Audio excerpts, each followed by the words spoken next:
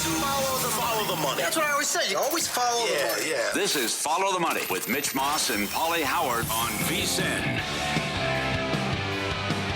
Good to have you on board here on a Football Friday. Mitch Moss, Pauly Howard, live in downtown Vegas, Circa Resort and Casino. Busy hour coming up. We're going to get to our best bets. We'll run down more of the wildcard action that we have.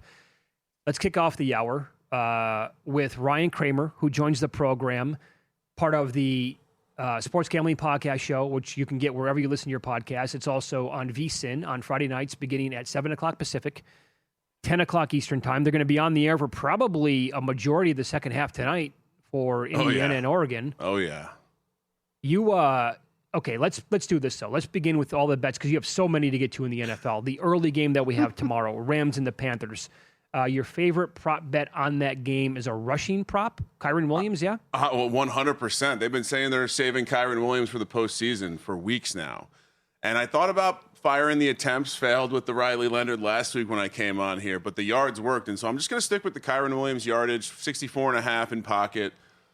It's a great matchup. I took the points with the Panthers on the historic angle, but I think Kyren Williams having a big game, 100 yards, couple touchdowns, in either way that it goes. I mean, you remember Blake Corum and Kyren Williams found the end zone last time. So we're going 64.5 yards over. I think he only needs 12, 13 carries. I think he needed 13 carries to get over last game. So probably only needs the same. And I think they're only going to lean on him more this week. I like it. I also like Caleb Williams over rushing yards. Yep, me too. Yep, he'll take off and run. And it sounds like there are, at least like whatever you call them, reports coming out of Chicago that the game plan is for Caleb to do what he needs to do. So I certainly got to have a game. You'll hear me say that a lot. Love the rushing yards for quarterbacks generally. And, yeah, got to take – Caleb's probably a lateral guy because if it starts going, the idea he ends up with 50, 60 yards makes a lot of sense to me. Okay. Yeah, I haven't even looked at it, your first touchdown scores. We'll get to those, but I'm guessing Caleb's on your list, right? Caleb is on the list. And honestly, it's funny. I sent Luke such a long list of props. I was like, we can get to whatever we want to get to. But knew we would get to the first touchdowns. Doing something different this week, though, because oh boy, I don't like the sounds of this. Well, I do this sometimes in the postseason. A lot of it's the way that I parlay the first touchdowns together. But Caleb at 19-1 is an auto play. As long as he's playing, if you're getting more than 10-1, I'm always going to play him. Cole Kmet kind of falls the backup tight end role. Everyone's on Loveland this week. Everybody loves him. Everyone's talking about how he's going to be the pressure valve. He's going to be the go-to. So 28-1 on Kmet. And then I'm going a little heavier on the Packers side with Josh Jacobs. Love the matchup. Love the weather. I know you guys have been focused on what this game could be. And for that reason, Jacobs is 6-1. I'm also going to put a small percentage of my first touchdown bets on this game on no touchdown. I was shocked to see that it's 200-1 here at the Circa. I look at these prices every week. Yeah. 60-1, 80-1, not 200-1, not in a game where we're going to have what they call impactful crosswinds reaching 30, 35 miles an hour. It's going to be cold. There might be some wetness. So I think of all the playoff games, love the no touchdown bet here at 200-1. Small little pizza bet, as you guys would call it. All right. Got it. So, and then if you want me to jump over to the next game, again, kind of doing some of the same stuff. I'm concentrating a little bit with a half unit on Kyren Williams. Again, I see a lot of versions where they lean on him heavily in this game. Then I'm running back the same thing we talked about last week. Bryce Young now up to 32-1. And Tommy Tremble, he was the first touchdown for the Panthers last week. He's 30-1. I think people are a little confused at how they're going to distribute the ball, and they're a massive dog. You always get great prices on big dogs in the first touchdown market. So quarter unit on Tremble and Young, half unit on Williams at 6-1. Were you surprised to see how high, the guy's awesome, led the league in rushing yards, but how high James Cook's rushing yards prop was tonight or Sunday? Yeah, they're playing the Jags. The Jags are quietly the team you don't want to play your running backs against. Under 8.5, 80.5, 79.5. I play this all the way to 75.5. I mean, I think the idea that the Jags' defensive identity, who, if you haven't gotten a chance to see fine Italian-American Campanelli addressing the troops, they stop the run first. And, this ties into some of the nice leader bets I have. But I love for James Cook to not have a good game on the ground. Now, through the air, maybe there's an opportunity there, but I think they shut him down on the ground. And Opta.ai clearly agrees. I mean, a massively low projection. No doubt. Compared to the number. And no running back has rushed for more than 75 yards the entire year against Jacksonville. I know that you're super high in the Jags. I've been saying all week, like, I like the game so much it scares me to death. What scares me is how many people on this network are giving out teasers on the Jags. Scares me how many people are just saying they love this Jags team. Hey, there's plenty of room on the Jag wagon, but I'm a little concerned about the tire pressure. We got a lot of people riding on it. I'm still on it, though. I'm push all the chips in the middle of the table on this Jags. And it kind of ties into a playoff leader bet that I love, and it's Josh Allen to lead the weekend in passing yards. I think plus 950 is available at the Circa right now. If they fall behind in this game, we've seen it before, then he's got to start chucking the ball around a little bit, and I love stacking my leader bets. And so instead of taking one of the receivers, which is probably the more intelligent method, James Cook is 400 to 1. We've seen James Cook have some nice receiving games if there's a little bit of garbage time. So 400 to 1 for James Cook to have the most receiving yards, paired with Josh Allen, most passing yards for the weekend at plus 950. Now that would be bonkers if it comes in or gets close to it anyway. And you're live I with just that. want to sweat. Give me an early screen pass for 40 yards. Okay, I like this. You did the same thing with the Chargers. Now, Herbert, the Patriots don't have a pass rush, so the offensive line shouldn't be an issue here. Herbert should have all day to throw, and then let's team him up with Johnston, who can catch some long bombs. And specifically, you look at DVOA, the Patriots, even though they have a bona fide stud corner, they're 31st against wide receiver ones. Quentin Johnston is the wide receiver one here. 55 to 1 is what I have in my pocket. I saw the price out at Circa is actually 65 to 1 now, crazy. And pair it with the quarterback. I think the Herbert Quentin Johnston stack is probably a little bit more of a traditional handicap where I'm not necessarily needing the trail game script. I think it's just a natural way that you're going to attack this defense. And to your point on the pass rush, right? That's been the kryptonite for this Chargers team. And the Patriots are going to have to blitz to get him. And if they blitz, he's going to find the open man. Okay, very good. So I have to bet this because I looked at Ladd and Quentin a little bit earlier today, and now in the last 10 minutes, Will Hill texted us and said he likes Ladd at his number, and now you're telling me Quentin Johnson, so... And it's like you can even find, I think Keenan Allen's 100 to 1. I think Gadsden's 100. It just seems like this is a game that has the right ingredients to end up with a big passing number. How are the Pats against the tight end? Not as good as you'd like them to be. That's why I didn't end up on Gadsden. Okay, fair enough. Now, I agree with the rushing leaders. Rams went crazy in the first game against Carolina. You know Williams get a lot of carries. And then Buffalo was, 28th against the run. So let's go NTN. I'll start ETN because that price has actually come out. Now there's 12 to 1s out there. I think, again, natural handicap also pairs well with my Josh Allen in a comeback state. But the idea that Travis Etienne, someone who hasn't put up big numbers this year, ends up with the biggest weekend because they're ahead and they have a great advantage on the ground here. Then Kyren Williams, again, pretty obvious. Like, this is more just leaning back into that. Well, the team has been saying they're going to use him in the playoffs. I'm going to take advantage of that. It's a good matchup. And, again, they're 11-point favorites. The idea that they're up in this game and they're pounding the rock down the stretch. And I don't think the Blake Corum split will be quite as 50-50 in the postseason. Okay, fair enough. Do you have any 2-touchdown bets yet? I do not have any. Well, I have chalk 2-touchdown bets. I have Josh Jacobs, Travis Etienne, Kyren Williams, and a little bit of a round robin. Oh, okay, all right. I don't like to admit the chalky stuff. It's not on brand. You know? It's not on brand. Yeah. How about what the listeners are pushing at FanDuel and DraftKings? Will every team have a rushing touchdown 125 to 1? That's right up your alley. I love how much you love these bets. Every week when going through the field goal and the rushing. Yeah. Certainly, you look at the weather in these games. There's one game that's not going to have weather.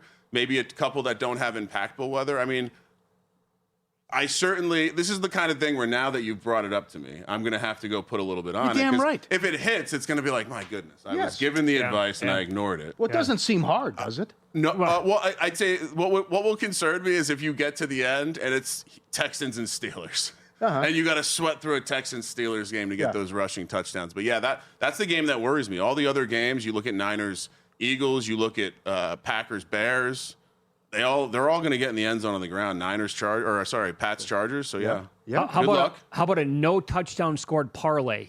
Packers-Bears game into Texans-Steelers.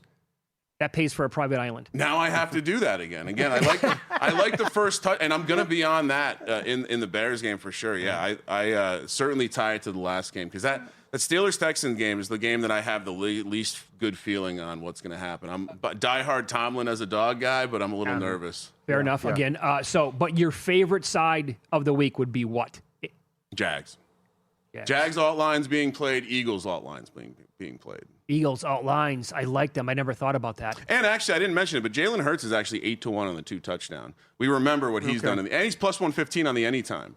He's scored in 4 of his 5 home playoff games on the ground, and he's also, I believe, scored 10 touchdowns in 9 playoff games. Granted, 2 of those were 3 touchdown games. Yeah. It's got to have a time. Here's going to be design stuff. Yeah, very good. Absolutely, I'm with you. Why do you like Purdy over rushing?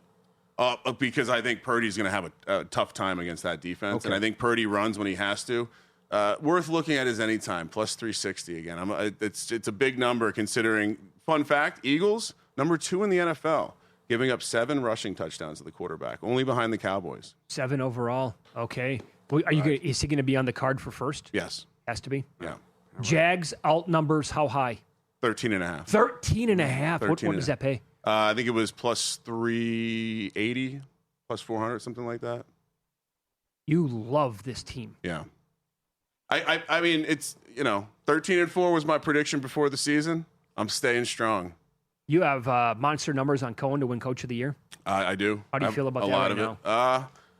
Him and Jackson Dart, I feel like at least I have a platform where I can push stats and push the narrative. We'll see. Fingers Take crossed. Advantage of Yeah. All right, man. Silly awesome season. Silly season. Silly season. It's silly on a weekly basis, which is great. Sports Gambling Podcast comes up tonight at 10 o'clock Eastern right here on VSiN. You catch it all the time with him and Sean Green as well. Thanks, man. Thank you. Appreciate that. Yeah, good luck this weekend. Yeah.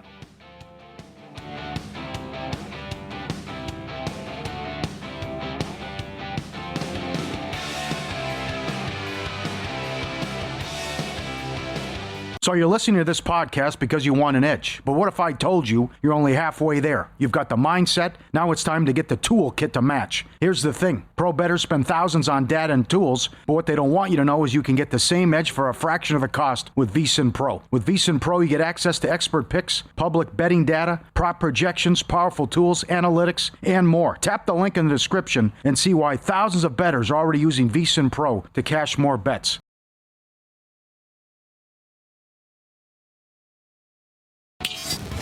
This is Follow the Money on VSiN.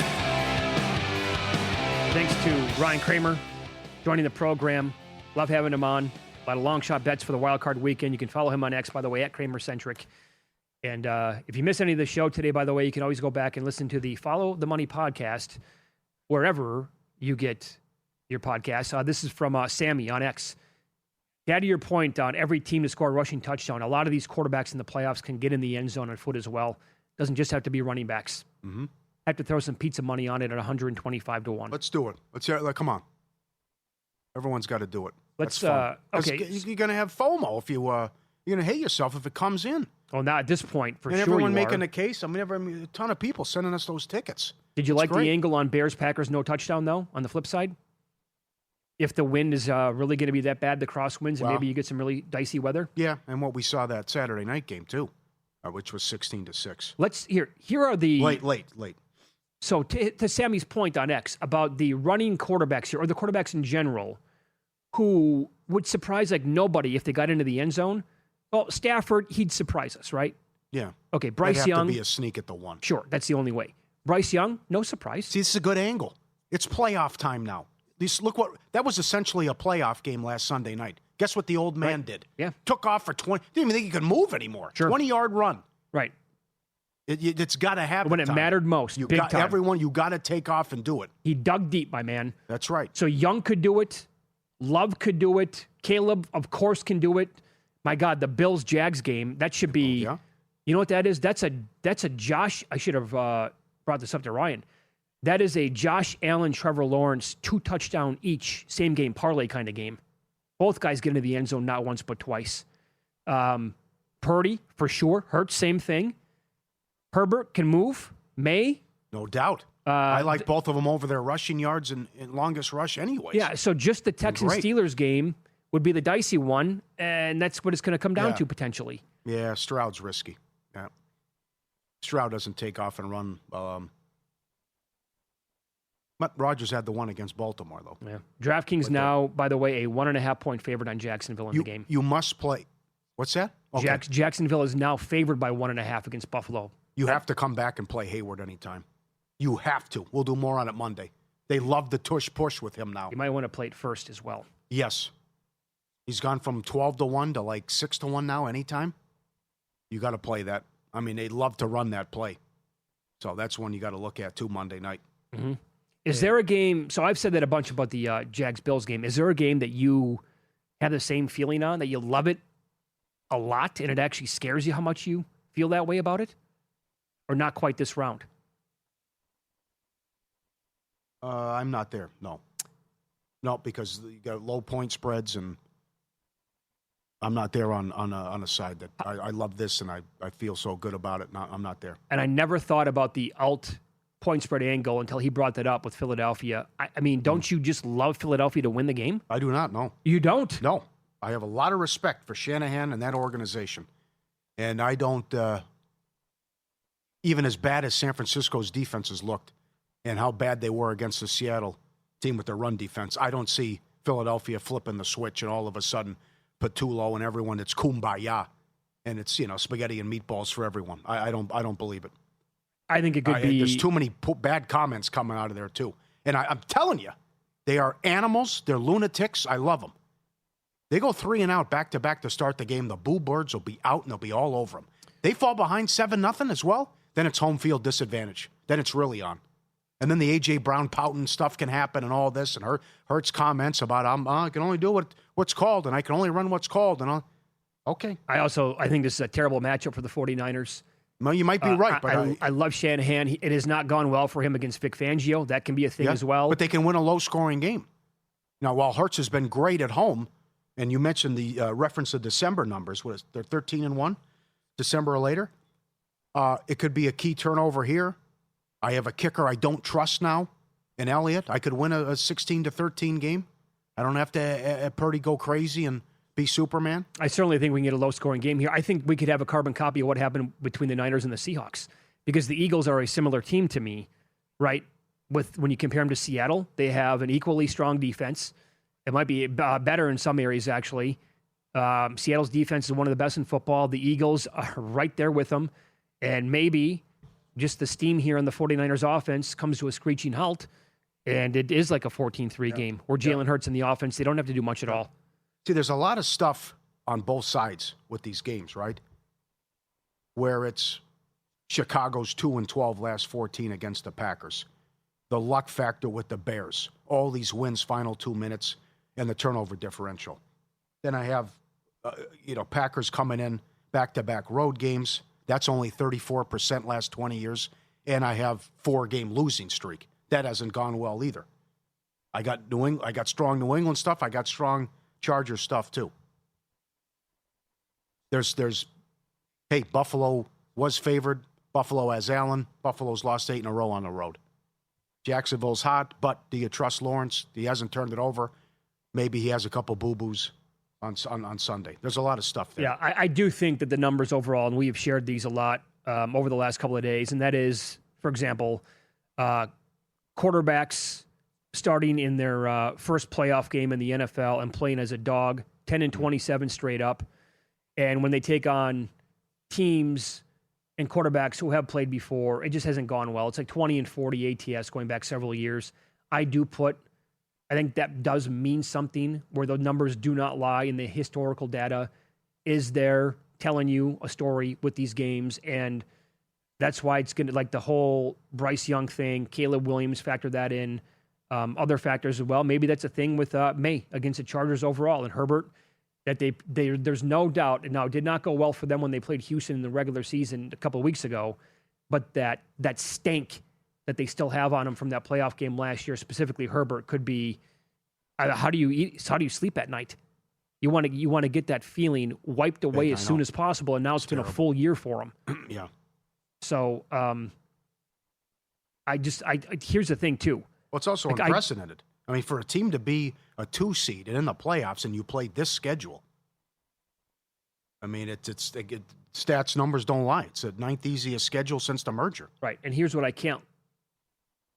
What Mike Summit said earlier today, he's exactly spot on with, and I've said this a lot again, like I don't want this Philadelphia team in the Super Bowl. No offense if you're an Eagles fan. To me, the Super Bowl, I want the two best teams in it. And by that, I mean the teams that have been playing the best football like the entire year, and maybe they will in January, but their offense has been unwatchable for 4 months. And even the biggest Eagles fan on the planet can admit that. Like, it's been broken pretty much the entire year, and I don't want that in the Super Bowl to close the season. But their path, like, I love the matchup against the 49ers. And beyond that... Well, you're not the only one. I think the path sets up, like, really well for this team to make a deep run again this year. Looks like they'll have Trent Williams, but won't have Pearsall.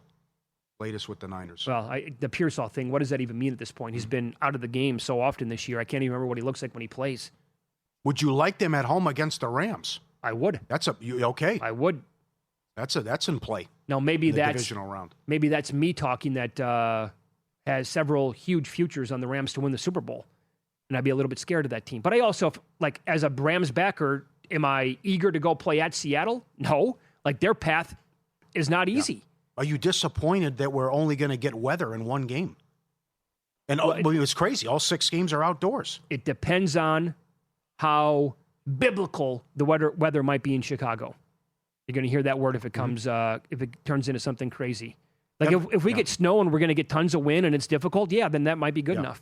Evan Abrams, 6 games outdoors, outdoor playoff games, wildcard weekend since 2014, 68% to the under. When the total's 41 or higher, 42 and 14 to the under. Yeah. Ooh. Strong. I can't believe the Bills haven't won a road playoff game since 93. Neither could I. I mean, you're talking about, so if they lose Sunday, that's 7 in a row. The Lions did it 91 to 2016. They lost 12 in a row. Bengals 1990 to 2015. The Chiefs 1993 to 2013. Ooh. And then, if it doesn't, Green Bay, that's what's intriguing too. Great games, so much drama, intrigue. What if Green Bay or Buffalo gets housed? Harbaugh, line 1. Oh, there was a big move today on Harbaugh to become the Giants' next head coach. Back in play. You're kidding. No. You're kidding. I haven't checked since before the show started, but no way. He's got to go to Miami. Well, then bet against him. Profit X, #1 sports prediction market. Some of the best future pricing you'll find on college football national championship and Super Bowl odds. Perfect time to get in and take advantage of their 20% purchase match. Check it out. Great menu. Everything you want. Download Profit X today. Experience the future of winning. Promo code VSiN to get started. Sign up offer. 20% match up to $100 in bonus cash. All right, we're going to look back at what happened last night briefly and tie it into tonight's game in college football, because you're going to hear some audio that will blow your mind. And I have to ask, who talks and who thinks like this? Although I think I have an answer on it. That's next.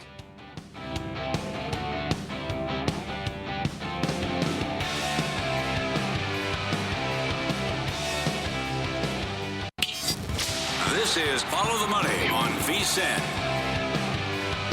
We get the other college football semifinal game coming up tonight from Atlanta in the Peach Bowl. Indiana is a 3 or 3.5 point favorite against Oregon, and the total is up all the way as high as 50.5 at DraftKings. So there will be no SEC team winning, nor will they be playing in the national title game for 3 consecutive years. And also, they went 1-8 in bowls against Power 4 teams. Yeah, but Paul, it doesn't matter, right? The only games that matter would be the playoffs. Another great call from Dan Wetzel, who in 2019, and as he tweeted earlier today, he got roasted for this article and take. He said, NIL is here. The same 5 teams are winning championships and going to the playoffs every year. It's boring. It's only 5 schools. Watch out, NIL. Here comes parity. And he was killed for that comment, which I can't believe, but it was, no, the rich are just going to get richer. Well, that's what everybody thought. Yeah. But look at this now. And look at who we have left. He said that in 2019. NIL goes back that far now? That's when he wrote the article. That it was coming and it's going to eventually change everything? Yeah. and you could have an Indiana. Well, Oregon's never won it. Indiana's never won it. Miami, it's been 24 years, whatever. And then you had Ole Miss since the 60s. So look at this Final Four, and I'll look at the possible championship and all the teams, that made it in the playoff as well with this mix. So he nailed it. He absolutely nailed that take as well, that it's parity. Everyone can pay players. The talent's going to be spread out. Another good call. Yeah. Wild West, completely open, and they are now turning into an afterthought. That comment was tongue-in-cheek. But I don't think this was. This was Paul Feinbaum before the season started back in August, Netflix Sports, and he went completely over his skis talking about the eventual winner this year. The last question that I have for you, and it's really just to have it on record. Who's going to win the national championship, and is it going to be an SEC team? It is. And by the way, if it's not, I'm leaving the country because I am so sick and tired of being harassed by Big Ten fans on our show. The Big Ten has literally done nothing. They won 2 national championships. Michigan won one 2 years ago. They won 1.5 national championships, I think, before that in 70 years, and they act like they invented football. Alabama has won about 15 national championships in my lifetime. Now, I realize that's not a good comparison to a realistic lifespan, but I believe Texas is going to win. I didn't mean to avoid your question. It's going to end all this, and on January 20th, I'll be the happiest man in America because I won't have to listen to the Big Tenors, or as my callers call them, the Little Tenors.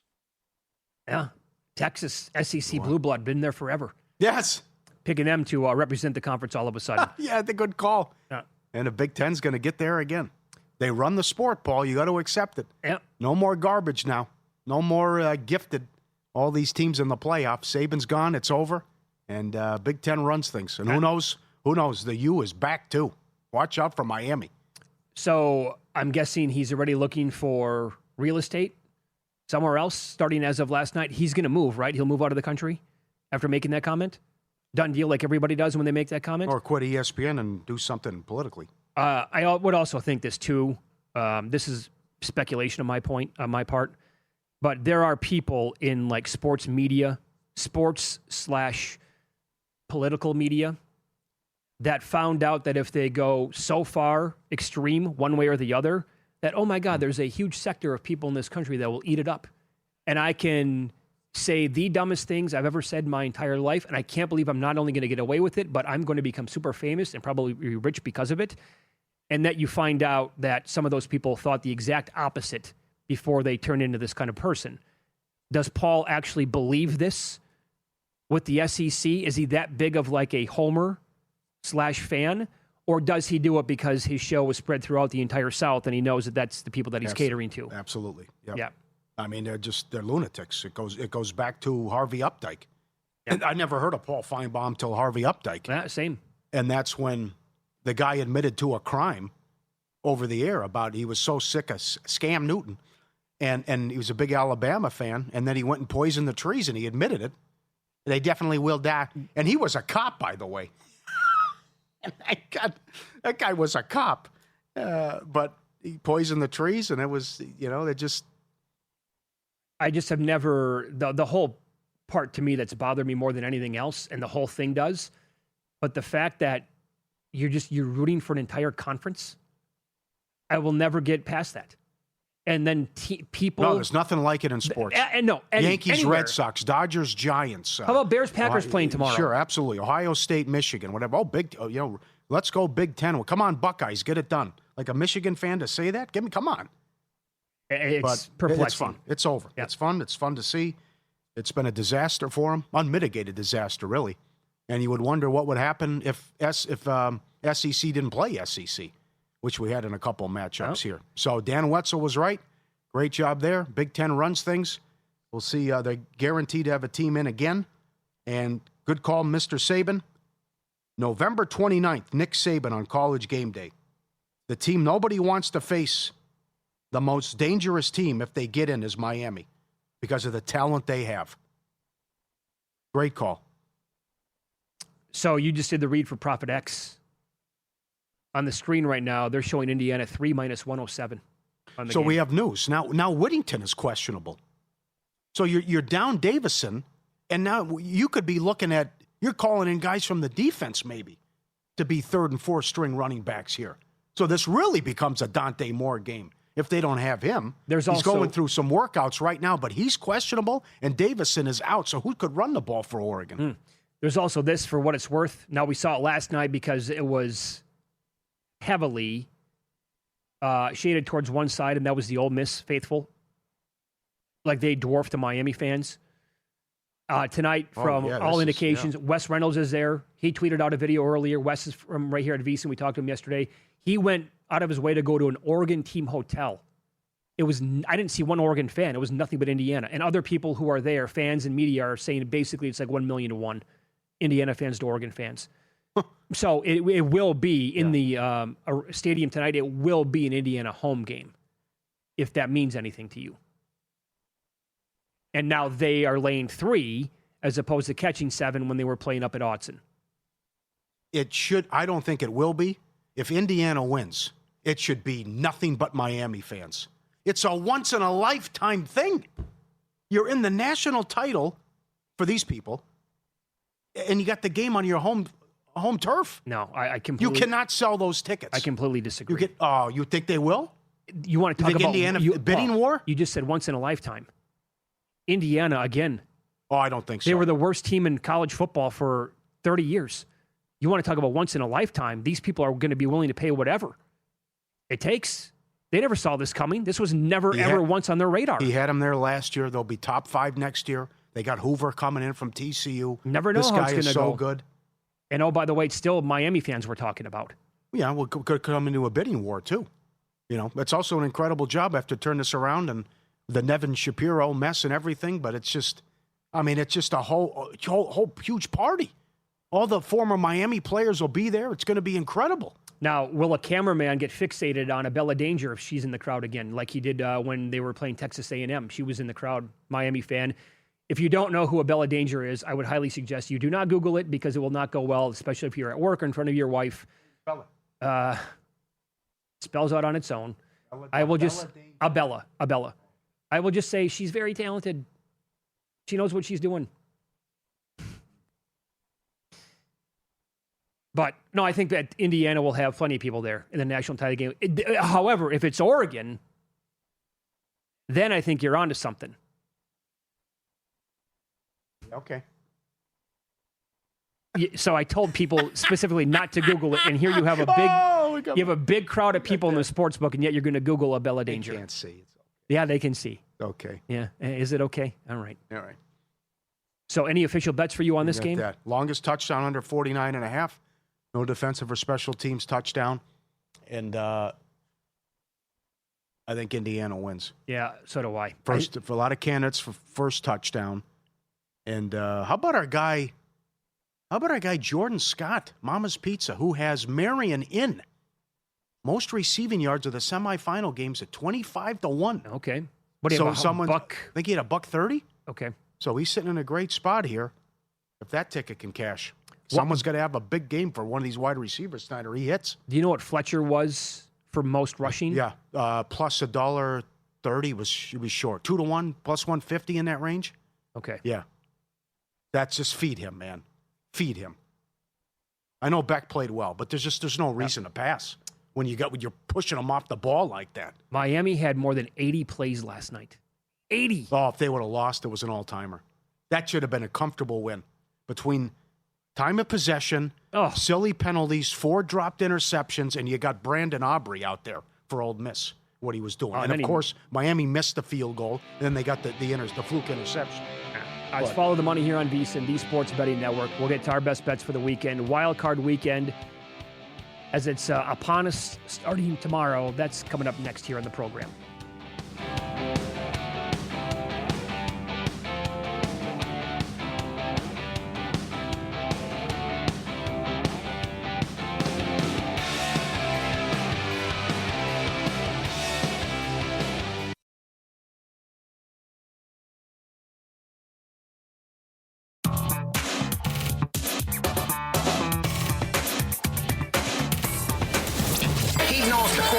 On coke if his girlfriend was not done. These games are a burial, a blowout, a human lock.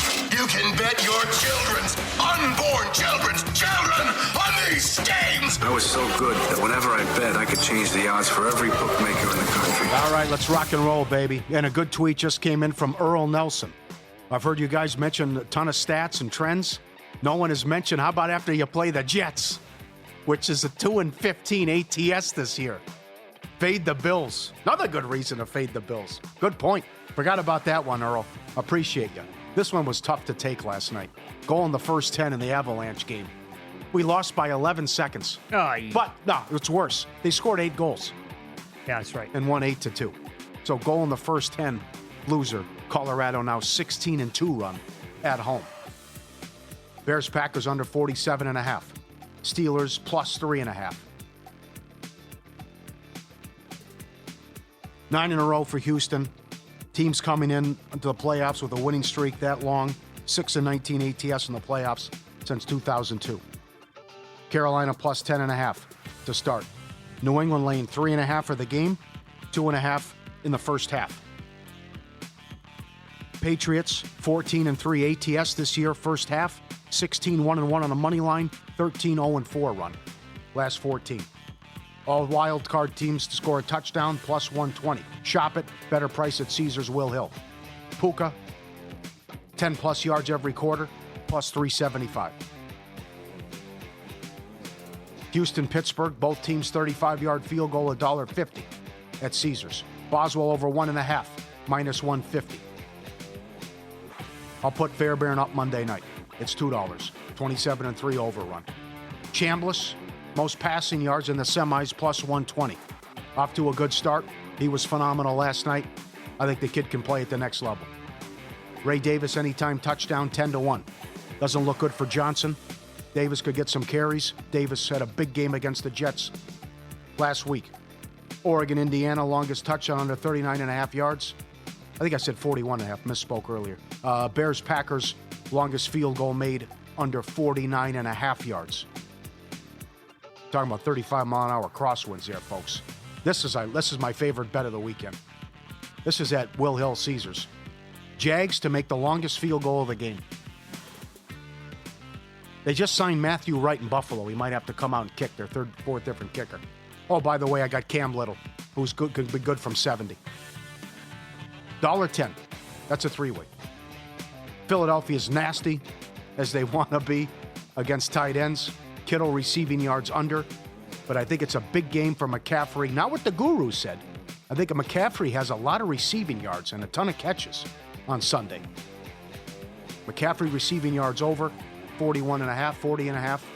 I think he's 40.5 again at DK to have like a $1.40, minus 140 juice. And I think Coker can have a good game for the Panthers. Number one, I think they'll be playing catch-up. A lot of passes for Young. And I think he can have the game to get them going, and not McMillan, over 37.5. And I don't mind the Tremble stuff either. Tremble's low, 19.5, and then the touchdown business from what Kramer gave out as well. Good luck, everyone. All right, back at you, Pauly. 4-0 Wednesday turns into 0-3 last night. Marathon on a sprint. That was not fun, however. If Ole Miss doesn't score that touchdown to go ahead, it was a sweat. Then it turns into a real sweat because then they're not going to pass the ball. They want to run the ball and get a first down or two with Fletcher, and then it's a winner. But it wasn't, and they had again more than 80 plays, and that game was so entertaining to watch in the fourth quarter. And Beck was great, tip of the cap. The Hornets had no business covering 4.5. Pacers led the entire way until it turned into a Hornets 112-109 lead with less than 90 seconds. They never scored again. Oh. So not only did they not cover the 4.5, they also lost the game, so that two-team parlay with the Eagles was also no good. I want to have more nights like Wednesday night, not like last night. The pending Stafford MVP, Dart offensive rookie, Gobert defensive player of the year, 12-1, Packers money line, minus 115 against the Bears. Thought that number was going to go up. It is. We'll see what the result is like tomorrow night. New plays here. Nico Collins. These are smaller bets, pizza money, like 0.2 units, we'll call it. Most receiving yards, 12-1.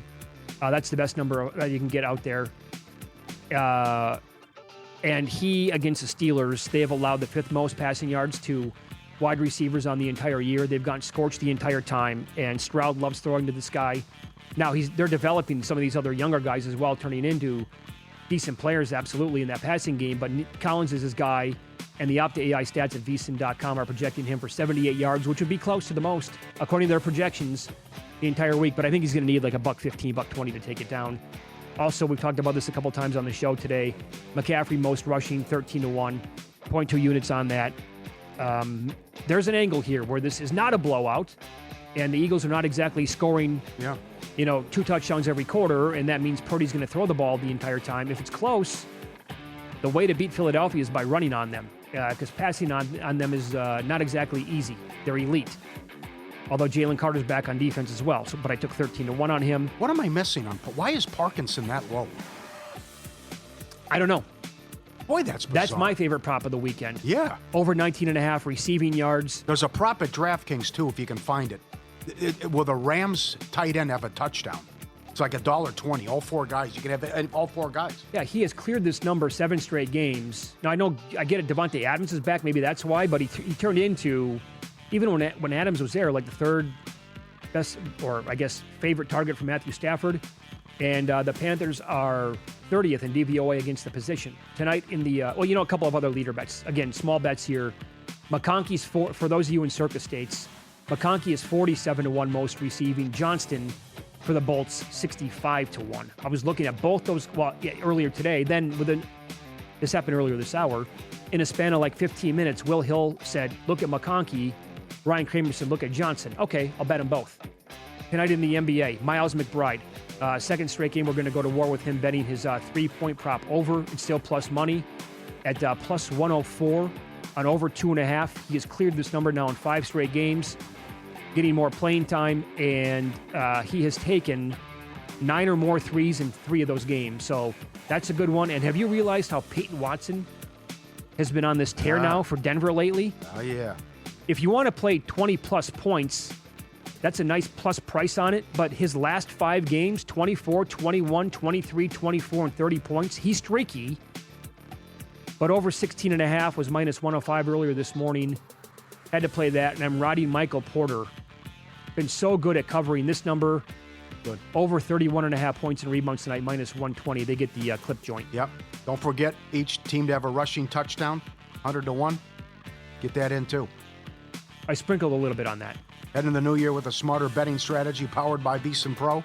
Join VSiN Pro and get instant access to everything you need to make informed bets every day. Sign up now and get every best bet, every host, every guest, the real-time DraftKings and Circa betting splits, the AI-powered prop tools and matchup analysis, 24/7 video, full show replays on the Watch app, expert picks, prop data throughout the NFL and college football playoffs. Get started today, just $9.99 or save 50% with an annual plan. Start betting smarter today. VSiN.com/subscribe. VSiN.com/subscribe. There's each team to have a rushing touchdown Sunday only is 8-1. Okay. Each team to have a touchdown and a field goal, 10-1. I need more than that. Yeah, me too. 2 touchdowns, 15-1. But in any event, great stuff up at Caesars, Will Hill, and DK and FanDuel with all the stuff here, with all these games with 6 of them. Good props, good creativity. Based on the odds on the screen right now for Wildcard Weekend, the biggest upset will be? I can't go Panthers. Although I haven't heard everybody's been so aggressive. They've either said there's no way the Rams lose or they're absolutely going to win this game. Okay, all right. The Steelers? The Steelers beat the Texans? That's the one that I would come to as well. And we don't have a lot to pick from. There's only... No, that's short stuff. It's either that one, the Rams game, or the Eagles game, and I don't see the Niners winning the game. You were making a case for them earlier. So that'd be a much bigger surprise than the Steelers winning the game. So I think the chaos that everybody's expecting won't happen until next week because these lines are so short, unless we get it off with a banger tomorrow. Started off that way with the Rams going down. You imagine my playoffs will be ruined if they lose the game. I will hide in the closet. I'm going to take off the Sunday morning tailgate show. Samich mentioned this earlier about the playoff numbers, playoff leaders. If Jacksonville makes the run, Lawrence is 9-1. It's a good path. They get past the Bills. You go to New England, you already spanked Denver. It's a pretty good path. Yeah. It's not bad. All right, that's it for us. Great job by everybody again behind the scenes today and this week. The Friday Football Invitational coming up next with Matt Humans. Stay tuned after that. Sports Gambling Podcast with Ryan Kramer and Sean Green. And all, by the way, live betting tonight with the Peach Bowl.